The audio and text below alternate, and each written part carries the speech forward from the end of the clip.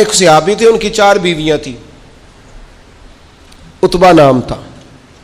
تو آپ کو پتہ ہے یہ بناؤ سنگار سے عورتوں کو زیادہ دلچسپی ہوتی ہے، اچھی خوشبو کہاں سے ملتی ہے، بناؤ سنگار کا سامان، تو عورتیں ذرا اس کے اندر اپنے آپ کو ذرا اگلی صفوں میں سمجھتی ہیں، اور چلو اچھی بات بھی ہے، اپنے خاوند کے لیے اگر کوئی عورت بناؤ سنگار کرے تو باعث اجر ہے اس کے لیے۔ تو وہ 4 بیویاں کہتی ہیں کہ ہم نا ایک سے بڑھ کر ایک خوشبو استعمال کرتی ہیں، لیکن ہمارے شوہر حضرت عتبہ رضی اللہ تعالیٰ عنہ صحابی تھے، ان کو ہم نے کبھی خوشبو لگاتے نہیں دیکھا، اور ان کی خوشبو ہمیشہ ہماری خوشبو پہ غلبہ پا جاتی۔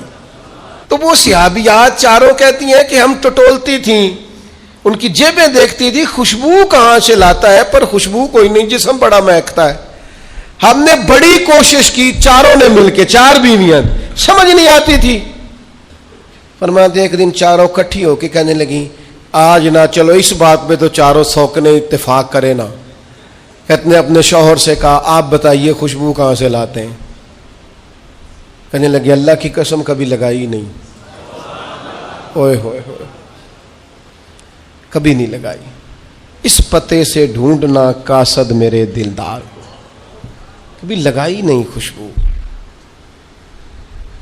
کہا آپ عجیب بات کرتے ہیں، ہم تھک گئی ہیں سالوں سے، اب لگاتے نہیں، یہ کیسی بات ہے؟ تو فرمانے لگے آؤ نا، سنو نا میرا قصہ تو سنو، میری داستان حسن تو سنو، میرے اوپر جو کرم کی برکھا برسی، بس مختصر سی میری کہانی ہے، یہ جو بھی ہے ان کی مہربانی ہے۔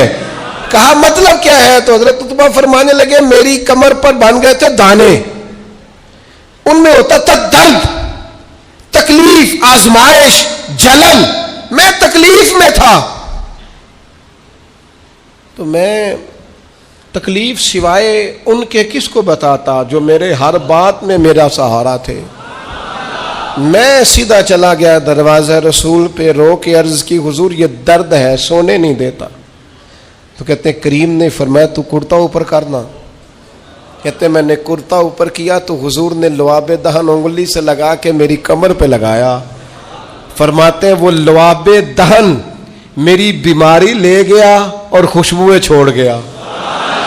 میں جیسے جیسے غسل کرتا جاتا ہوں خوشبو بڑھتی جاتی ہے، تازگی بڑھتی جاتی ہے۔ نہ سمجھ آئے تو مدینہ جا کے دیکھو، مسجد نبوی میں بیٹھ کے دیکھو، جاؤ حضور سید عالم کے شہر نور کی گلیوں سے ہو کر جا کر دیکھو، عرصہ ہوا طیبہ کی گلیوں سے وہ گزرے تھے، اب تک ان گلیوں میں خوشبو ہے پسینے کی۔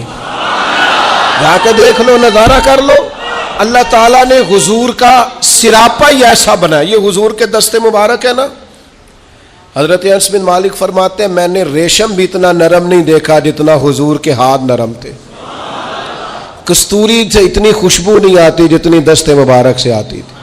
اور فرماتے عرب کی گرمی بڑی مشہور تھی، میں حضور کے دستے مبارک ہاتھ میں لیتا تو برف سے زیادہ ٹھنڈے ہوتے۔ اتنا اللہ تعالیٰ نے محبوب کو معنویت کے ساتھ سجایا، سنوارا، کمال ہو گئی۔